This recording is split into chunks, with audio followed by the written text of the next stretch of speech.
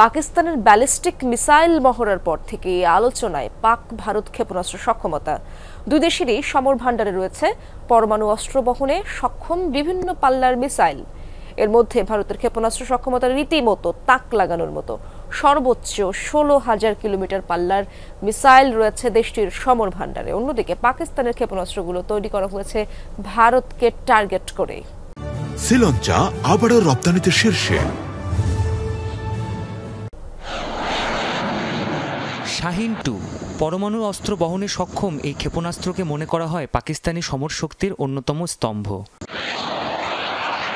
পরমাণু কর্মসূচি শুরুর পর থেকেই মিসাইল ডেভেলপমেন্ট প্রোগ্রামে জোর দেয় পাকিস্তান।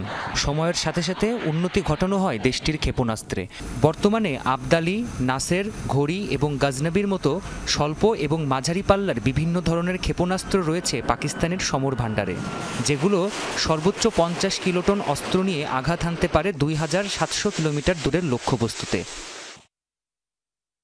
পরমাণু অস্ত্রের পাশাপাশি প্রচলিত অস্ত্র বহনেও সক্ষম বিভিন্ন ধরনের ক্রুজ এবং ব্যালিস্টিক মিসাইল তৈরি করেছে দেশটি।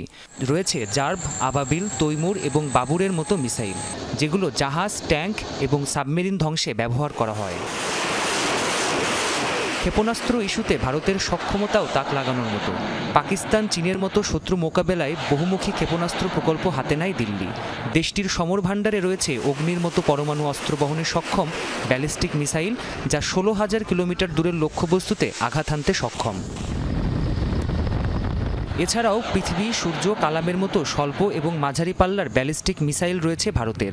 পাশাপাশি ব্রহ্ম এবং নির্ভয়ের মতো ক্রুজ মিসাইল রয়েছে দেশটির কাছে, যেগুলো পরমাণু এবং প্রচলিত দুই ধরনের অস্ত্র বহনেই সক্ষম।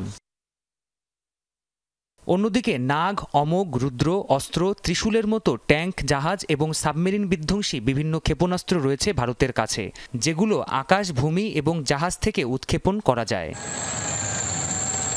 তবে ভারতের সামরিক সক্ষমতাকে সব দিক থেকে এগিয়ে রেখেছে এর স্যাটেলাইট বিধ্বংসী ক্ষেপণাস্ত্র। চীন, রাশিয়া এবং যুক্তরাষ্ট্রের পর ভারত চতুর্থ দেশ যার সমর ভান্ডারে রয়েছে স্যাটেলাইট বিধ্বংসী মিসাইল। প্রাণপ্রতিম কুণ্ডু, যমুনা নিউজ।